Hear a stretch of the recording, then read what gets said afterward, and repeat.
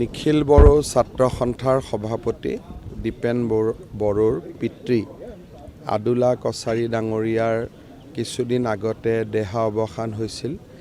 আজি তেখেতৰ পবিত্ৰ আদ্য শ্ৰাদ্ধ মন্ত্ৰী অশোক সিংঘাল প্ৰমোদ বড়ো ডাঙৰীয়া আমি আটায়ে আহি শোক সন্তপ্ত পৰিয়ালবৰ্গক সমবেদনা জনালোঁ আৰু বিদেহী আত্মাৰ সদ্গতি কামনা কৰি সকলোৱে প্ৰাৰ্থনা কৰিলোঁ। এজন সমাজসেৱক আছিল, এই অঞ্চলত অত্যন্ত জনপ্ৰিয় আছিল আৰু দীপেন বড়োৰ দৰে সুসন্তানৰ জন্ম দিছিলে। মই পুনৰ এবাৰ বিদেহী আত্মাৰ সদ্গতি কামনা কৰিছোঁ আৰু সমগ্ৰ অঞ্চলটোতে শোকৰ ছাঁ পৰিছে, আটাইকে মই সমবেদনা জনাইছোঁ।